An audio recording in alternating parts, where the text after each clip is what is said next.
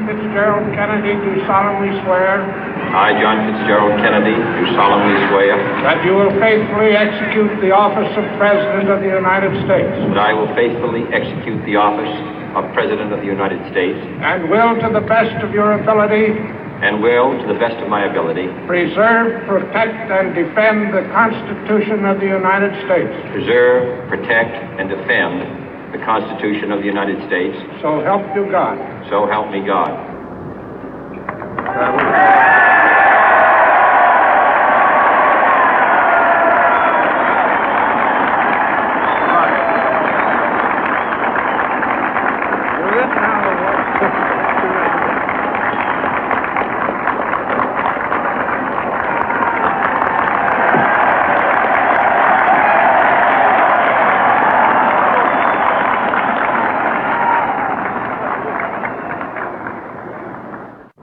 Vice President Johnson, Mr. Speaker, Mr. Chief Justice, President Eisenhower, Vice President Nixon, President Truman, Reverend clergy, fellow citizens. We observe today not a victory of party, but a celebration of freedom, symbolizing an end as well as a beginning, signifying renewal as well as change. For I have sworn before you and Almighty God the same solemn oath our forebears prescribed nearly a century and 3/4 ago. The world is very different now, for man holds in his mortal hands the power to abolish all forms of human poverty and all forms of human life. And yet the same revolutionary beliefs for which our forebears fought are still at issue around the globe. The belief that the rights of man come not from the generosity of the state, but from the hand of God. We dare not forget today that we are the heirs of that first revolution. Let the word go forth from this time and place to friend and foe alike that the torch has been passed to a new generation of Americans born in this century, tempered by war, disciplined by a hard and bitter peace, proud of our ancient heritage, and unwilling to witness or permit the slow undoing of those human rights to which this nation has always been committed and to which we are committed today at home and around the world.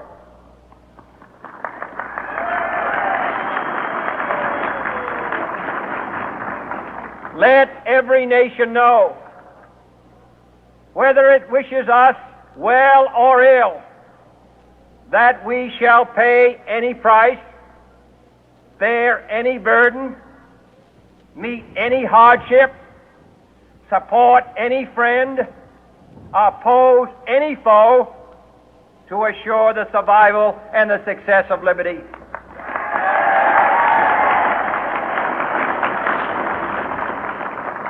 This much we pledge and more. To those old allies whose cultural and spiritual origins we share, we pledge the loyalty of faithful friends. United, there is little we cannot do in a host of cooperative ventures. Divided, there is little we can do, for we dare not meet a powerful challenge at odds and split asunder. To those new states whom we welcome to the ranks of the free, we pledge our word that one form of colonial control shall not have passed away merely to be replaced by a far more iron tyranny. We shall not always expect to find them supporting our view, but we shall always hope to find them strongly supporting their own freedom, and to remember that in the past, those who foolishly sought power by riding the back of the tiger ended up inside.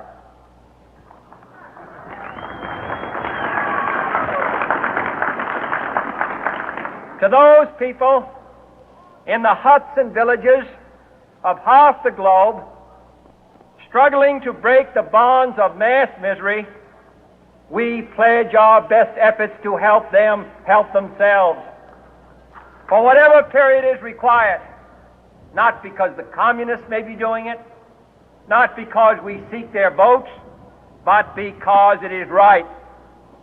If a free society cannot help the many who are poor, it cannot save the few who are rich.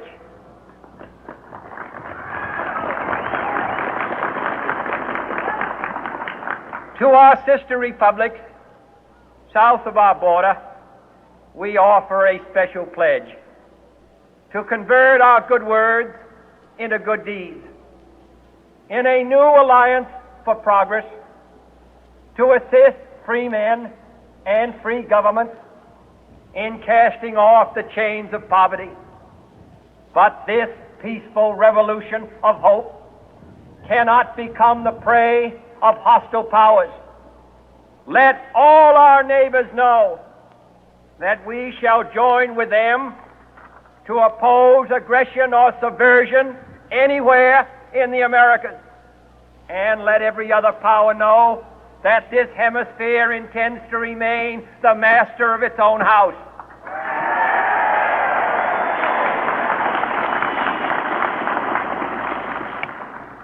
To that World Assembly of Sovereign States, the United Nations, our last best hope, in an age where the instruments of war have far outpaced the instruments of peace, we renew our pledge of support to prevent it from becoming merely a forum for invective, to strengthen its shield of the new and the weak, and to enlarge the area in which its writ may run. Finally, to those nations who would make themselves our adversary, we offer not a pledge, but a request that both sides begin anew the quest for peace. Before the dark powers of destruction, unleashed by science, engulf all humanity in planned or accidental self-destruction, we dare not tempt them with weakness, for only when our arms are sufficient beyond doubt can we be certain beyond doubt that they will never be employed. But neither can two great and powerful groups of nations take comfort from our present course, both sides overburdened by the cost of modern weapons, both rightly alarmed by the steady spread of the deadly atom, yet both racing to alter that uncertain balance of terror that stays the hand of mankind's final war. So let us begin anew, remembering on both sides that civility is not a sign of weakness, and sincerity is always subject to proof. Let us never negotiate out of fear, but let us never fear to negotiate.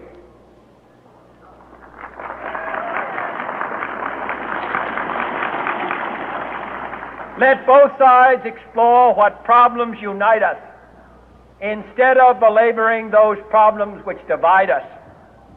Let both sides, for the first time, formulate serious and precise proposals for the inspection and control of arms, and bring the absolute power to destroy other nations under the absolute control of all nations.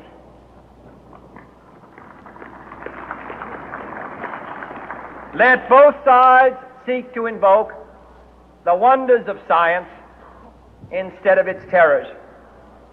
Together let us explore the stars, conquer the deserts, eradicate disease, tap the ocean depth, and encourage the arts and commerce. Let both sides unite to heed in all corners of the earth the command of Isaiah to undo the heavy burden and let the oppressed go free.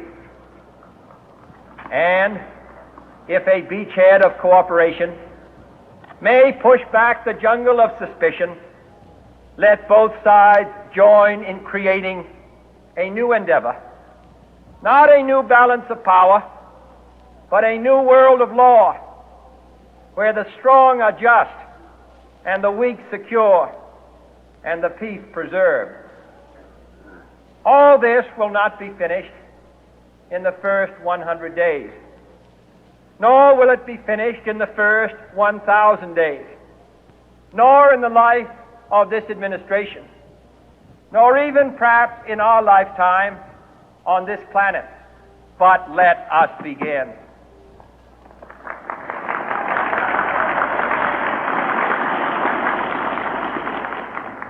In your hands, my fellow citizens, more than mine, will rest the final success or failure of our course. Since this country was founded, each generation of Americans has been summoned to give testimony to its national loyalty. The graves of young Americans who answered the call to service surround the globe. Now the trumpet summons us again, not as a call to bear arms, though arms we need, not as a call to battle, though in battle we are, but a call to bear the burden of a long twilight struggle, year in and year out, rejoicing in hope, patient in tribulation, a struggle against the common enemies of man, tyranny, poverty, disease, and war itself. Can we forge against these enemies a grand and global alliance, north and south, east and west, that can assure a more fruitful life for all mankind? Will you join in that historic effort?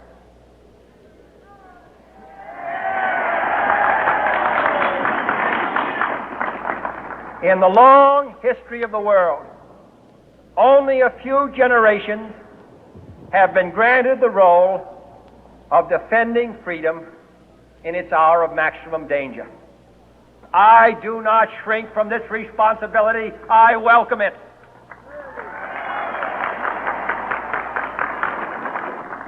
I do not believe that any of us would exchange places with any other people or any other generation.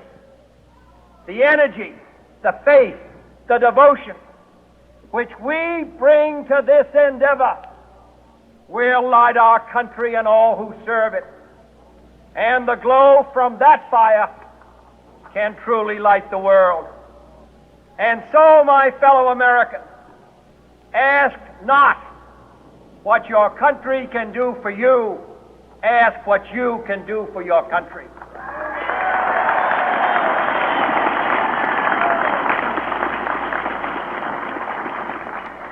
My fellow citizens of the world, ask not what America will do for you, but what together we can do for the freedom of man.